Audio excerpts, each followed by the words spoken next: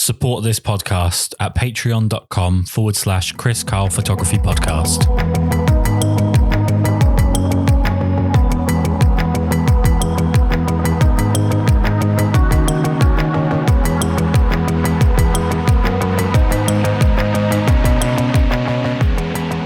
Let's start off with how it is that you became a photographer in the first place. What is it that made you want to pick up a camera? So for me, it started back in like my teenage years. I was a skateboarder, big musician, playing in punk bands and stuff like that. And all of my favorite photographers were like all skate photographers, pretty much. Flipping through magazines like Thrasher and the Skateboard Mag, stuff like that. Seeing work by like Joe Brook and Grant Britton. That was all. I don't know. I felt like I was always a little more interested in the images in the magazine. Like I was never good at skateboarding. I'm still not. But that definitely made me, I guess just really interested in the whole act of photography and I guess the storytelling behind it. Like my favorite things were always the tour articles with all of the like behind the scenes photos and stuff. The whole van life and everything. Right, yeah. But it really wasn't until about I guess like three or 4 years ago now. So about 20 years later that I really started getting into photography. I was just like, I come from a like super, super poor background. We never had a whole lot. And when I was like, I guess initially into photography and stuff, it's like, I never had a means to get a camera. Okay. I did back in like my early 20s. I was playing in a punk band and we were touring around the country a good bit. And I bought this, just absolutely horrible, like early 2000s, just like digital point and shoot. I can't remember. I want to say it was like a Sony or something. And right. I would use that to take photos like while we were on the road and like, playing shows and stuff. And that was always fun, but I never really stuck with it. It just, I don't know. The point and shoot, I guess, just wasn't really enough for me. And it never kept me interested, I guess. Yeah. But yeah, about 3 or 4 years ago, I can't remember what it was. We had been living in Georgia and we moved back home. I didn't have a job. I was kind of struggling. I was still playing a lot of music at the time, but I was just trying to find, like a day job. And a buddy of mine had recently bought one of our favorite bars in town. And he was looking for someone to help him out with like running social media and stuff, because he knew I'd been doing that for myself and my music for a while. So he gave me like a Canon, I think it was a Rebel, like T2i, I think it was. Right. And he just gave me that and was like, "Here, take some good pictures for me, and like that's your job now." And luckily he did that, because that it's like looking back on it, that small like little gesture of him showing good faith like totally changed my like trajectory in life, which is really funny to think about. And then from there, you've moved into film. So what was it that made you pick up a film camera? Yeah, so a few months after he had given me that camera, I was in the shop that I now work at. I was in there buying a new lens or something, and they had I think it was like the Lomography Diana camera.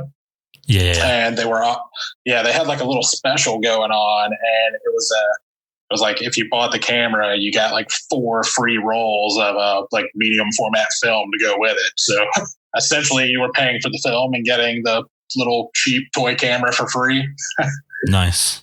Yeah. I had no idea what I was doing, but that that offer intrigued me. One of my friends who was working there at the time, like talked me into it. And yeah, so I bought that and went out. I shot a roll of, God, I think it was an Ektar 100.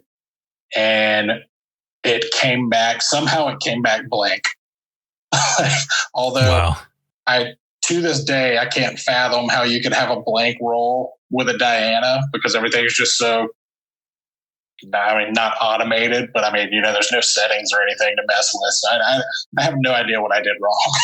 But it came out blank. And I remember going into the shop to pick up my negatives, and they told me that it was blank. And it was almost this like instantaneous, just like there was a challenge there, and I was determined to, like, all right, I'm gonna do another roll and I'm gonna get it right this time. I mean, one of the things I've seen with your Instagram feed is you've spoken before, I think, a little bit about sort of building bonds with cameras and your love of particular cameras. What are your favorite film cameras? My favorites that I've owned over the past few years, there's certainly been a lot, but there's been quite a few that have stuck with me. Like my favorite SLR of all time, and I will argue this until I go to my grave, is the Canon A1. I absolutely love that camera. I've owned a few of them over the years. I always say I'll never sell it when I buy another one, but I'm sure we all know how that goes. Yeah, for sure. But yeah, I love like most of the Canon SLRs, but there's just something about the A1 that I like. It just feels good in my hand. I'm very familiar with it, so it's quick and easy for me to use. And then I was fortunate enough to come across a Leica M3, and wow.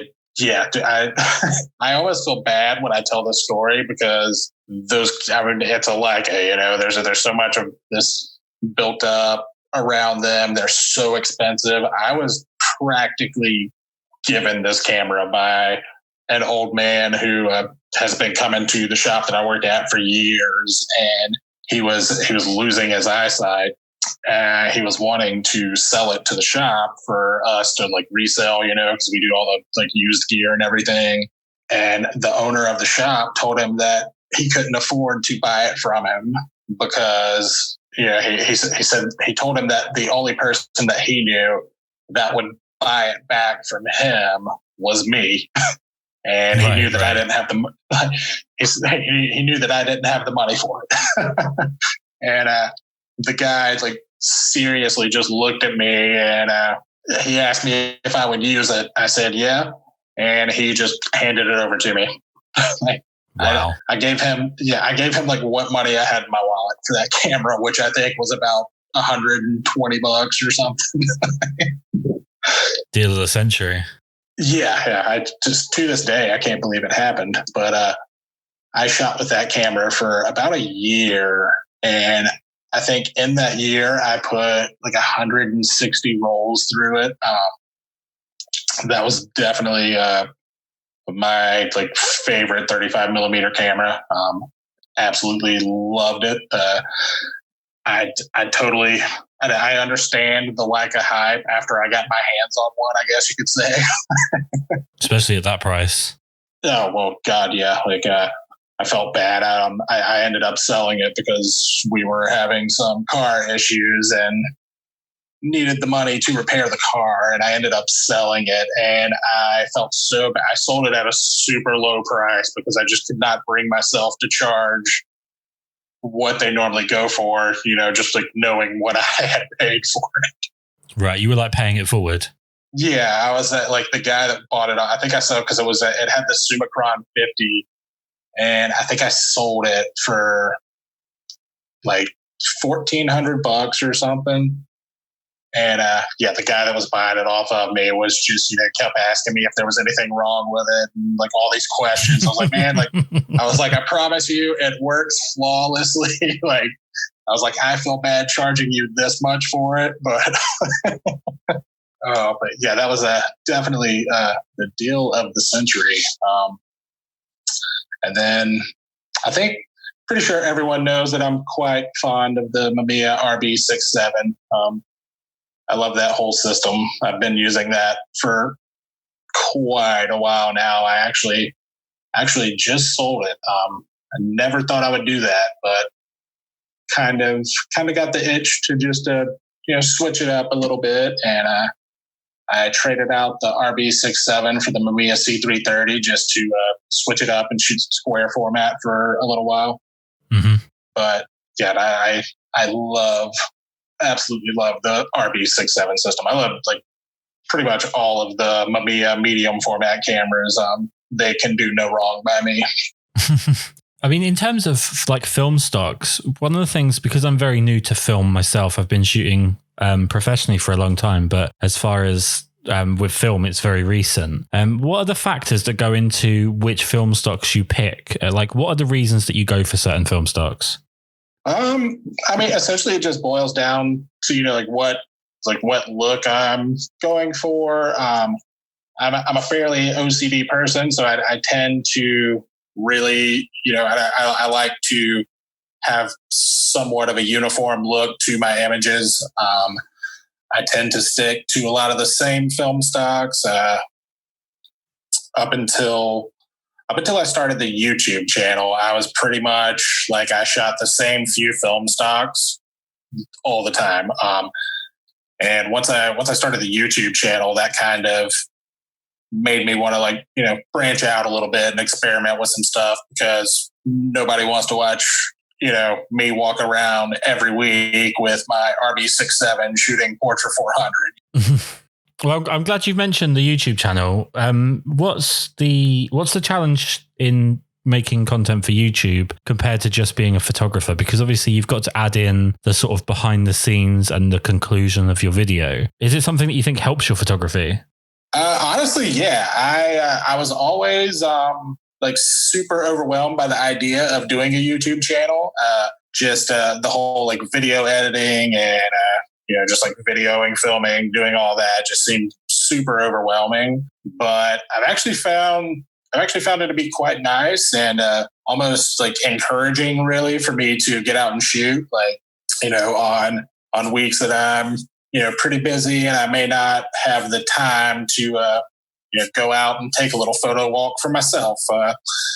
It kind of gives me that excuse to where I can put aside a few hours for myself at least once every week to go out and film some stuff for the channel. And that is not the result that I expected from starting a YouTube channel. I really thought it would add a lot of frustrations and right. Yeah, just I thought it was going to be way more of a pain in the ass than it really has been.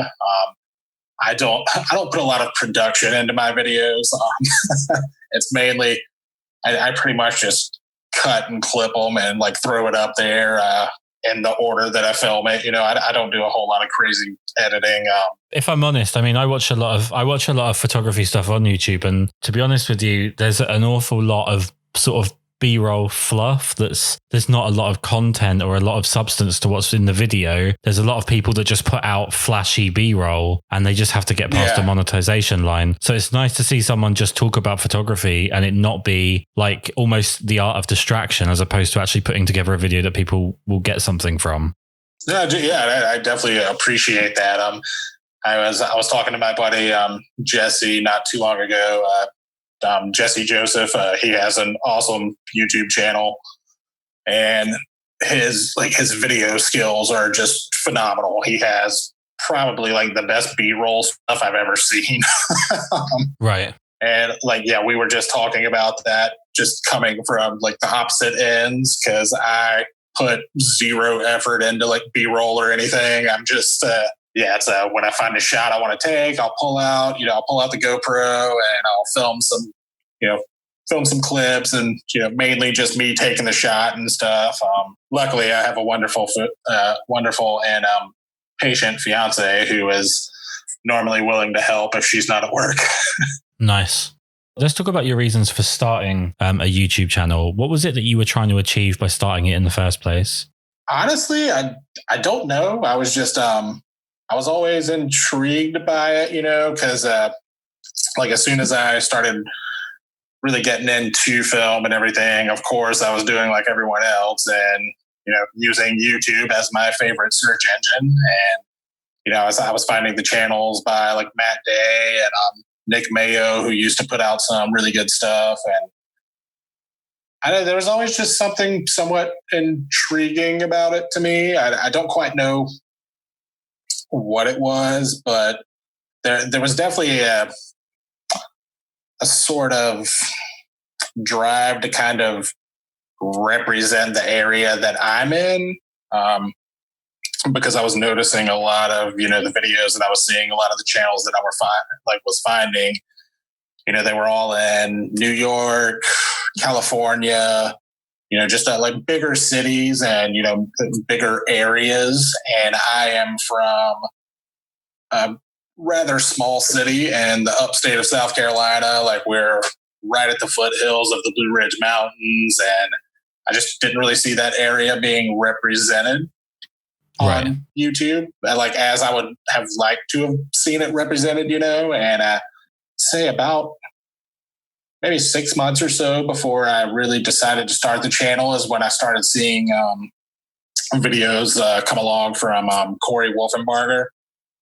And like he's from Knoxville, which is about 3 hours away from me, just like up past the Smoky Mountains and everything. So once I saw him like start doing it and just kind of showing more of like a scenery that I'm used to seeing, that was a little encouraging for me to like start my own channel, like seeing how well his was doing. And because it was I really thought no one would be interested in it, because like I said, I'm in a small town. I'm not in a big, exciting city or anything like that. So I really didn't think many people would, tune in or like really care. So it's been nice, like seeing the channel grow and seeing people like chime in. Like every week I post a video. I've got about there's probably like 10 or 11 people who every week when I post a video, like I have a rather good conversation with these, few people who tune in and watch the new video every week. And it always leads to some pretty nice dialogue, which is always fun. One of the things I've noticed with YouTube, and maybe not necessarily the film side, but the photography in general, is that there are quite a few people that start a YouTube channel to become something of like an authoritative voice on photography, whether that be like in particular cameras or in editing or the genre that they shoot. Is it something you have an interest in becoming kind of like a spokesman or an authority on any part of photography?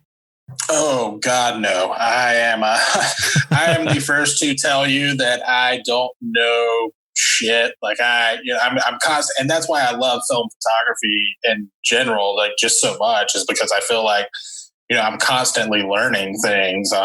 People all the time think that because I run, so my day job is running film for the shop that I work at. I run the film lab, and people always. They come to me with these questions and like they think that I know way more than I do. It's like I feel like every day I'm just learning new stuff. I would never say that like I have any authority in just knowing anything. And that's one thing that I really like about doing the YouTube channel is I feel like when I'm trying new film stocks or if I try out a new camera or something, it's I feel like it's fun for me to show people that it's okay to not necessarily know what you're doing. It's all kind of an experiment, and I feel like I do a somewhat decent job of like it's okay to mess up sometimes. Yeah, of course. I don't know what I'm talking about half the time, Well, I think that's something that's quite wrong with with sort of a lot of things on YouTube and quite a few different voices that are in photography, in the sense that there are people that want to seem an authority on something. And in doing that, they actually put off a lot of people because they always show themselves to be correct and right, and they don't show their mistakes. And that actually just tends to scare people off more than it actually encourages people. Whereas the ability to see like people working through a process or making mistakes or learning from them, that's actually what encourages other people to get more involved. And I just think it's generally more interesting. Yeah, like I agree with you. I think like speaking of like Matt Day again, I remember when I first got my RB67, I was looking on YouTube for videos about the RB67, because when you first get that system, it is a pretty intimidating system. There's a lot going on with it. And I found, I'm pretty sure it was by him, but it was a video of him talking about like shooting an entirely blank roll with that camera, because he didn't realize that you were supposed to, there's a switch for the mirror up option. And he didn't realize when he got it that was on. So he went, I think they were on like a family vacation or something, and he shot an entire roll on the beach, and it was just blank. And it was that kind of, oh God, yeah. But it's it's like that kind of honesty that I just like, I really appreciate. And it may be one of my biggest faults. I tend to be a little too honest sometimes. Let's talk about your photography for a little bit. How did you come about finding your style? And what do you sort of describe your style as? Oh God, that's always such a hard question to answer. It's a horribly broad question, right? But it really is. And, like coming from music too, it's like trying to write your own bio. It's like a nightmare for everybody, I think. Yeah, definitely. Yeah, I don't know, and like I don't think I would even say I've really found a style yet. Like I feel like I'm one of those people that just like, I keep a camera on me at all times, and I really just shoot anything and everything that catches my eye. I know for a while people were really kind of associating me with the like rural, I guess you would say like Americana kind of style. And that's not something I really like planned, like I didn't really set out like, I'm going to go shoot this rusty old car that's got a tree growing through it or something. But that's really just what is around me. Like I said, I live in a rather small city. And then once you get out of the city, it's all just old country and like mill villages and stuff that are just left over and really run down from when most of the like cotton mills and everything like that closed in the 80s. Mm-hmm. And like that's it's definitely like I grew up in a town called Pacolet, South Carolina, which is a pretty much desolate little mill town now. The mills closed down in like the late 80s, and the town really just hasn't changed much since then. Right. So I think, a lot of my music that I used to do and everything was heavily influenced by that. And, I would write a lot about that kind of lifestyle and everything. And I think once I picked up the camera, those are the things that really just not even caught my eye, but that's just the things that I recognize, Okay.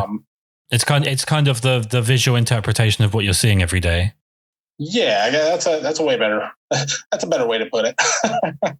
It just always sounds better in an English accent, but I'm not smart. Please don't confuse me with being even remotely smart. I haven't even got a good English accent. I don't have a lot of them to compare to. So, to me, you sound like a genius.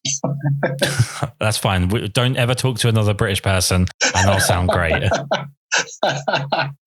Oh, man. Yeah, sorry. I have a tendency to ramble. No, you're absolutely fine. If I could just ask you though, are you planning what you're going out to shoot? Like, is it a case that you see something on like your travels or whatever, and then you're like, okay, I'm going to go out on this day and I'm going to go and capture that whatever that may be? Or is it something where you like pick your camera up, you pick up some film and you just pick a place and you walk?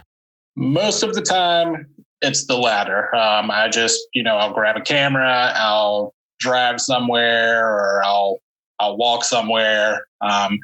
Here lately, though, I've just been somehow staying super busy during all of this COVID stuff. I don't know what's been going on, but I have been staying super busy. I'm working a ton, and so I've tried to be better about actually, making notes as I'm driving around, looking at things, kind of studying the light a little bit, and actually making plans to go out and get certain images at a certain time of day and everything.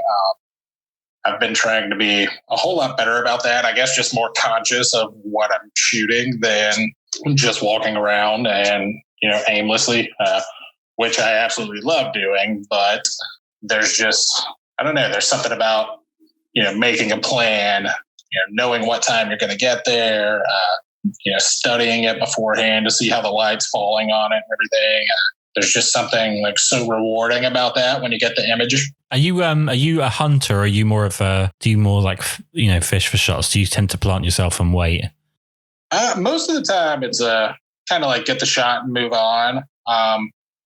It really depends on, I guess, like what I'm shooting. If I'm out trying to do more, more like street style, like documentary stuff, I will tend to, find a good spot and I'll stick it out there for a little while, and take quite a few shots of the whole like scene as it's changing and everything, just to try and get the photo. But yeah, most of the like landscape stuff and like cityscape stuff, or whatever you want to call it, like most of that is just, kind of like run and gun almost. When you're out and about, obviously with film, you're limited in terms of switching between rolls of film on most scenarios, unless you've got multiple backs for a camera and whatnot. What's a mono scene and what's a color scene? How do you decide whether you're going to go black and white or color? I used to shoot a lot of black and white.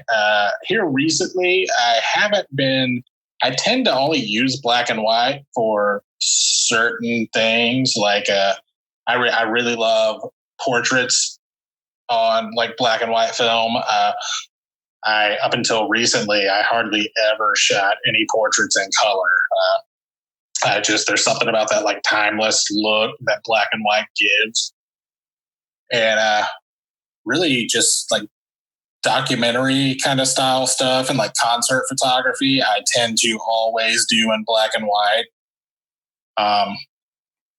Other than that, I pretty much, over the past like a year and a half or so, I really shoot a majority of my work in color.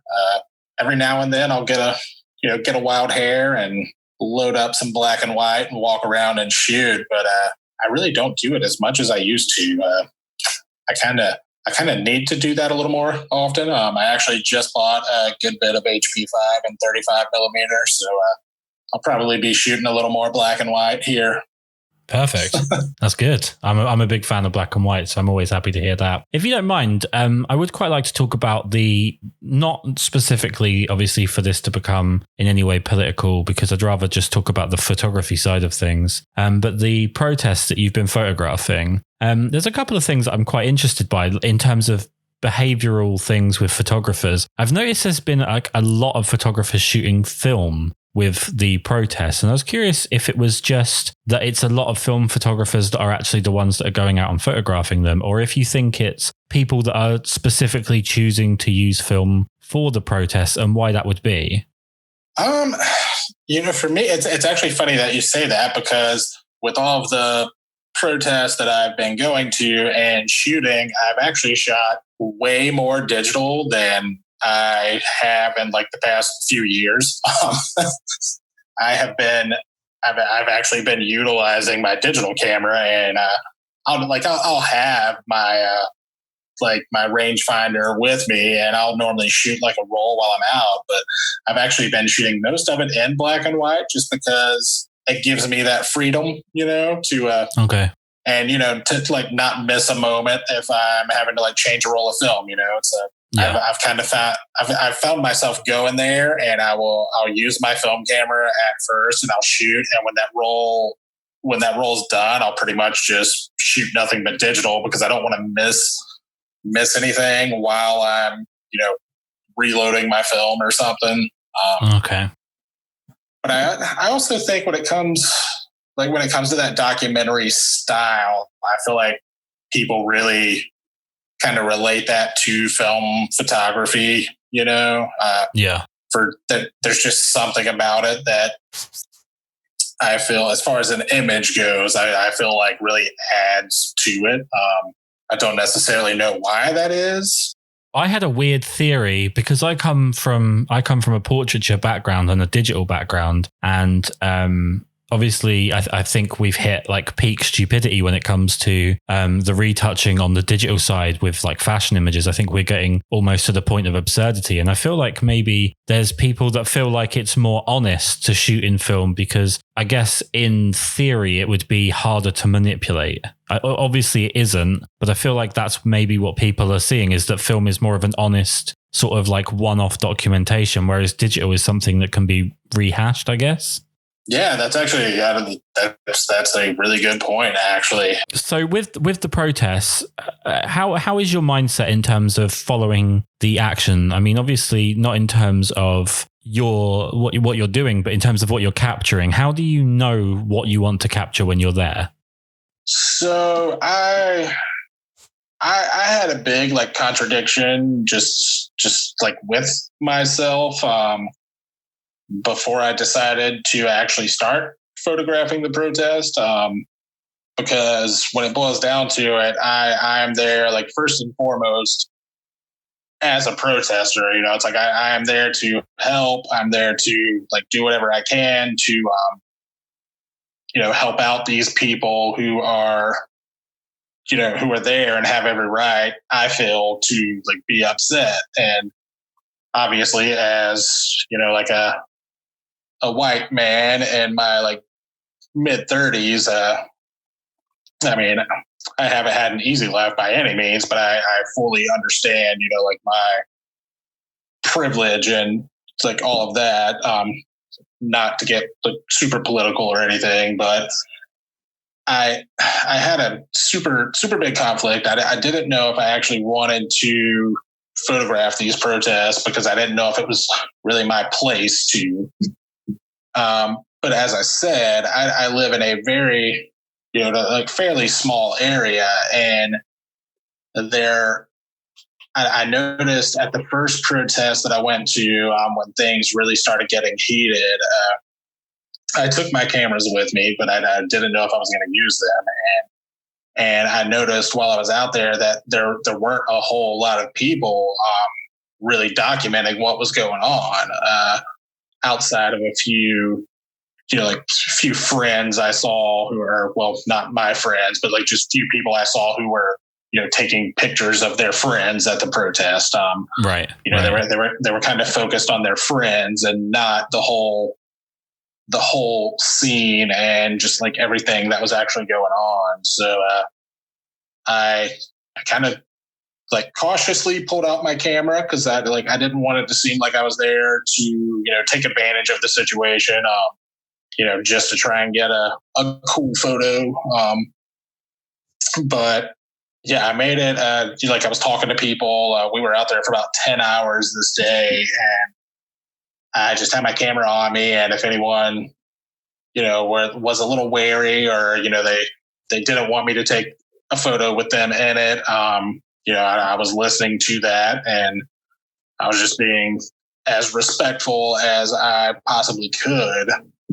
Mm-hmm. And I actually, it was kind of funny, because I got a response that I really didn't feel like I would get, and at the like end of it, or like even during it, I had people who were, they were asking me what I was going to do with the photos, or where I was going to put them, if I was going to put them up anywhere.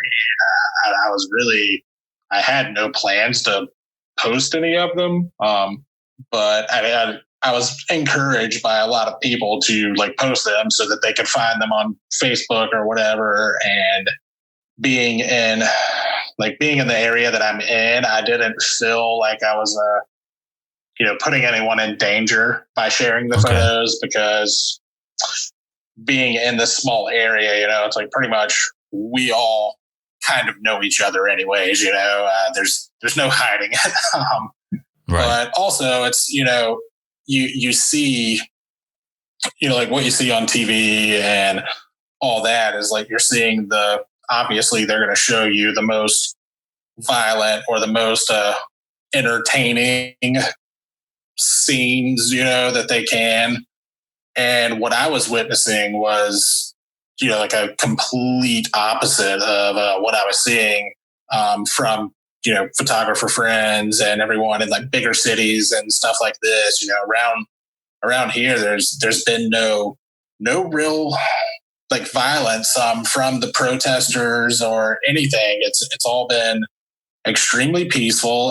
There's been a lot of there have been quite a few instances of like some outside agitators, and that's all been dealt with rather quickly by like the cops and everything. A lot of the protests that I've gone to, like the cops have been, highly respectful of the protesters. And I really just felt like that was something that wasn't being shown a lot. And I was driving around to a lot of the smaller cities, like outside of Spartanburg, like Cowpen, South Carolina, Shelby, North Carolina, Gaffney, South Carolina, just all these small towns where if you would have asked me 20 years ago, would I see any sort of protest for racial equality, I would have laughed in your face because these are just inherently known areas to where, like, I'm not going to say like racist areas, but just not areas to where you would think you would see a Black Lives Matter protest being held. Right. These are small towns in the South that are stereotypically not very progressive. Right. Yeah, to see even 40 people showing up. I think the smallest one I've gone to has been in Inman, South Carolina, and to see even like 40 or 50 people show up in that little town in support of what's going on recently has been just incredible. And I'm super happy that I was there to get a few images, and because there was, outside of people pulling out their cell phones and taking a few pictures, there was no one else there to capture that moment. And I think that, I don't know, I'm not saying I got any good photos that day. One of the great things that's going on right now in terms of transparency is the fact that there are so many cameras and so many people out there taking pictures, and there's so much of a democratized audience for those pictures that you can actually truly get the perspective of multiple different angles of anything that does happen. So for example, like I could look at the photos that you took, and whilst they tell me one story, there could be another person that takes pictures from a completely different perspective and it tells another story. And I think that's one of the really interesting things in a bit of a bubble here, that you can see things from multiple angles and multiple perspectives, and you certainly start to see like the voice of the photographer in their perspective. And that's been, like, in a sort of a psychoanalytical sense, it's been very interesting. There has actually been some incidents in the UK of photographers being attacked at certain protests. One in particular that made quite big headlines over here. Was there any concern on your part that, that was going to be something you might run into? Not being where I am. If I would have gone to like some of the bigger cities around me, then yeah, maybe. I heard some like horror stories from friends in Atlanta and friends in Charlotte about police in general attacking journalists and like the media and pretty much anyone with a camera. But like I said, I'm from a very small area where we all pretty much know each other. And there hasn't, none of the protests I've gone to have really had any, like nothing's really escalated to any sort of aggressive behavior at all, except for a few outside agitators who, started a little bit of conflict, but even those have been extremely minimal. There's been people that have driven by and, maybe honked their horns and, maybe said something offensive, but that's pretty much the extent of it. If we move back towards your work a little bit here, you have a couple of, I don't want to say that they're side projects. I don't really want to frame them at all. I'll let you kind of take it away here, but sidewalks and window panes. Tell us about that. So that was a zine that I put out, God, almost a year ago now. And it's still kind of an ongoing thing. I decided to put it out as a volume 1. And it was just, we were moving out of the neighborhood that we had been living in for the past few years. And, it just kind of made me start feeling a little nostalgic. I knew we were going to be moving, and I was just sitting at my computer and going through all of these photos. And I realized that pretty much like almost every day I would walk around the neighborhood at about the same time, and I would normally go through a roll of film. So I just had all of these, like so many photos from the neighborhood that we were living in. And it's actually like a historical neighborhood here in town. And I had lived in it quite a few times over like the past decade. And it's changed a lot with with a lot of gentrification going on. And about when we first moved into the neighborhood, there was a lot of gentrification going on. A lot of investors moving in, fixing up all these houses and trying to flip them or rent them out at like absurdly high rates. Right. And I don't know. I just like I sat down and I started looking at like all these photos, and I kind of started playing around with the idea of putting them all together somehow. And I just kind of sequenced them all. I liked what I was seeing, so I decided to put it out. I really did not think anyone else would care except for a few people in town. And to my surprise, I think maybe 3 people in Spartanburg bought a copy, and they all went. God, I sold them so many international copies of it. I thought it was insane to me. I couldn't believe it. Well, I think there's a big interest internationally in that kind of Americana aspect to especially film photography. If you don't mind me just quickly switching as well to After the Storm.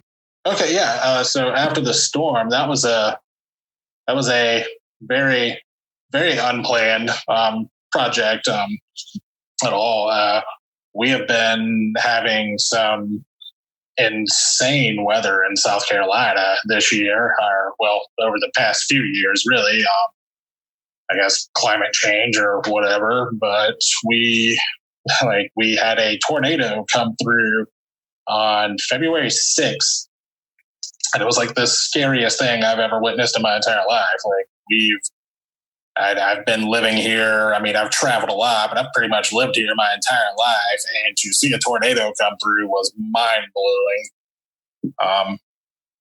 I think we've had one other tornado touchdown in my 33 years. Wow. But this one came through. It's not a common thing here. It touched down and it pretty much ran about 10 miles through the city. Almost just following Main Street. Luckily, it didn't really hit or hurt the downtown area too much. But yeah, it did. I want to say I think it was like $2.5 million in damage in about 30 minutes. Right.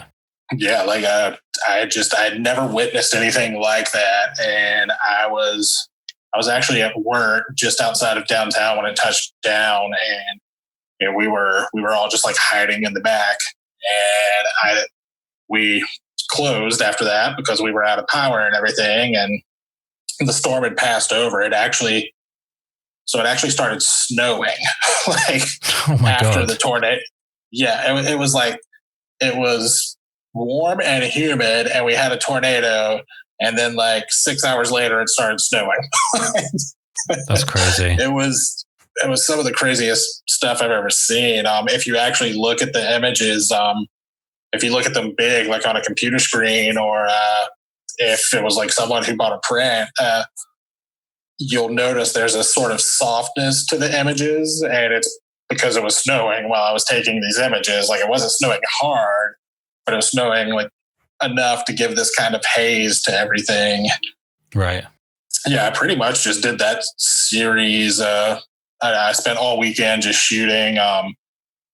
Stuck with Ektar 100 because I wanted to have a cohesive, just a very uniform look to the images, and I just put the series together and did a little show to hopefully sell some prints and stuff like that, to raise money to donate to the relief fund and stuff like that, because there were a lot of people that got misplaced and were like didn't have anywhere to live for a couple of months.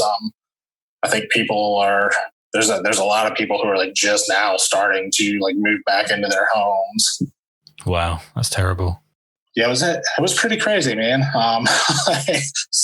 Seeing two airstreams like on their side and on top of like one another was like pretty mind blowing to me. Well, it brings me on to those two collections of your personal work. It brings me on to something that I'm definitely learning more and more about as we go. The film community seems to have a real strong affiliation with zines and people putting out zines. I'm just curious, what is it that drives you to put out zines? For me, it's like coming from like the punk scene and stuff in my teens and like in my 20s, like playing in bands and everything. We would that's something that we like did in the punk scene like quite a bit, was make zines, because you couldn't really, it was hard to get your music out there or get whatever, a lot of kids were doing like their own clothing companies and stuff like that. And, it was hard getting it out there outside of your little circle of friends, Right. I really like the DIY ethic behind it of, just cutting out the middleman and just putting it together and putting it out there. And it's always a risk, but I think it's pretty fun. Like, I just really encourage people to print their work. It's just, you're out there and you're making all of these images, and you can look at them on your phone screen or on your laptop or whatever all day, but there's something about seeing, a physical copy, especially like in a, book kind of form. Yeah. That like, I really think people just tend to appreciate a little more. Like I have a pretty big collection of photo books and zines and stuff. I try to buy pretty much anytime I see a photographer releasing a zine. If I have the spare money at the time, I'll buy a copy, and I tend to go back and look through. God, sorry. I tend to go back and look through those quite a bit. Actually, I keep them on my like work desk, and if I'm having a hard time with a series or stuck in a rut or something like that, there's just something so nice about having that physical collection of being able to flip through a page. I kind of equate it to like vinyl. Of course, you can listen to the same record on your phone or on your computer, but there's just something so cool and so special about putting on the vinyl, putting on your headphones, and just like sitting on the floor and actually listening to a record. Yeah. Let's talk about you as a photographer. What is it that makes you want to keep taking pictures, perhaps when it's not, you're not feeling it? What is it that makes you still pick up the camera? I've actually been going through somewhat of a rut here lately. Like I feel like I just kind of hit a wall for a little while, and I've always just been one of those people that kind of like works through it. I just try not to stop, because I like personally, I know how I am. And like, if I stop, then there's a good chance that it might be like 3 weeks before I pick up my camera again. And I just really enjoy photography. It's I've said it a lot before, like in my YouTube videos and stuff like that. It's very therapeutic to me. So Right. even I don't know, I take a lot of bad photos, and that results in like I take a lot of photos, which means I take a lot of bad photos. I take a lot of the same photos, really. I'll do if I'm not really feeling going out, making anything that I feel like is worthwhile. I still find myself, just walking around the neighborhood with my camera and making images, and I'll shoot 36 photos on like my rangefinder or something, and maybe I'll get one good photo out of that, and that that may be the one photo that kind of snaps me out of it. Like I'll see something in that image that makes me, I don't know, kind of reignites the fire. Right. But I also there's I don't think there's anything wrong with people if you are kind of in a rut. Like some people need to take a little time off, and like that's okay too. 100%. I'm just one of those people that I'm stubborn, so I just I'm kind of hard on myself sometimes, and I just make myself work through it. But it's always a pretty cool feeling when you are in a rut and I'm going out, I'm still shooting, and then I'll shoot 3 or 4 rolls and it'll be just absolute garbage, but then there'll be that one photo that kind of brings me back around. I think probably the hardest thing for most people to do is to sort of self-evaluate and to self-judge. I think people are either way too harsh on themselves, or they're maybe way too full of themselves and don't think that they're capable of doing anything wrong. If I could ask you, what do you think your biggest strength is as a photographer, and what is your worst habit? Oh man, my worst habit is probably what I was just saying. I shoot a lot. I'm very fortunate to where I work in a film lab. So, my costs as far as like shooting film are nowhere near as much as if I didn't have that job. Mm-hmm. Which results in me shooting a whole lot. And, like I said, I take a lot of bad photos, and I get some good ones every now and then. But yeah, I would probably say that's my biggest fault and something I'm trying to work on too, is just like not shooting just for the sake of shooting. I don't really know what my best. I guess like my best quality is just learning. I'm a total like nerd when it comes to it. I'm like constantly. My fiance like fusses at me all of the time because I'm constantly just looking at photography stuff, or I'm reading something about photography. I want to absorb as much as possible, and I think I'd say that's probably my best like actual quality when it comes to being a photographer. Is just trying to constantly learn and evolve, and just be better and more confident in my work. Okay, so my last question for you then. And thank you so much for taking the time to do this. My last question for you would be, in terms of like bucket list photography goals, things that are really high up ambitions that you really want to achieve, what are yours? I would say, as much as I kind of despise the fine art world, I think, I would just really love to have a solo show in a like legit gallery. Mm-hmm.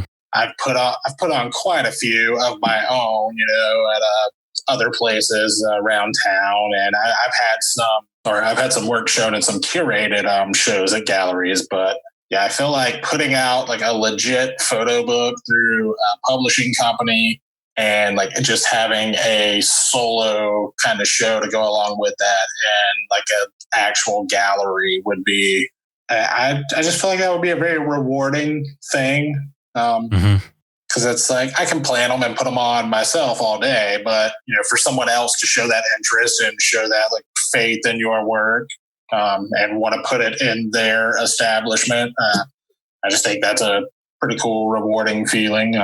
Or I would assume Definitely. It's a pretty cool, rewarding feeling. Yeah, 100%.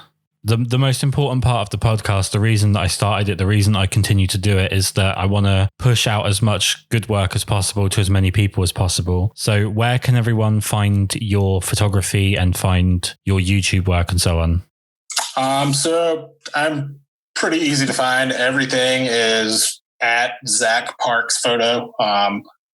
YouTube, Facebook, which I don't really do too much, but yeah, Instagram and YouTube are both just Zach Parks Photo. And then there's also the Restore from Backup account that I run with Jason and Han, the curated account. And yeah, I think that's it. Amazing. Thank you so much for taking the time to do this. I really do appreciate it. Dude, yeah, thank you so much for having me. Why is it hard on my own? Why am I not like her? Baby, more so. Why must the curtains come down? Why must the curtains come down? It's softness now.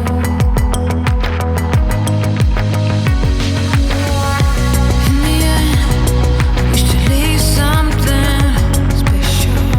Let him talk. As long as my name is on their lips. Call me mysterious.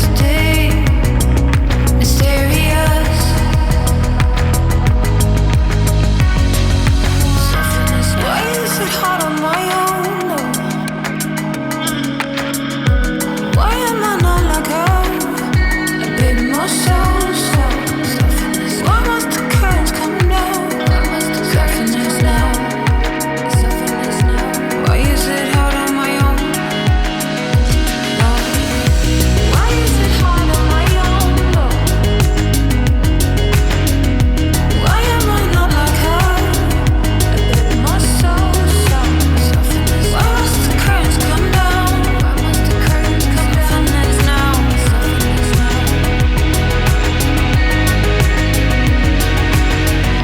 In the end, I wish to be someone better to help me with this comparison. Call me mysterious.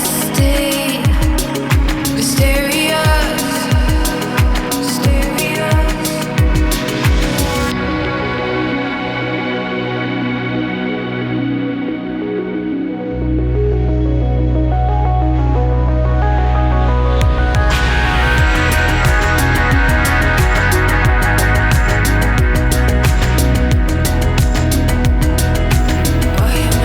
like her? Why is it hard on my own? Why am I not like her? A bit more so. Why must the curtains come down? Softness now. Why am I not like her? In the end, I wish to be something special.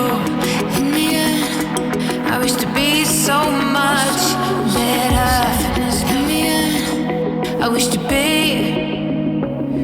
be me.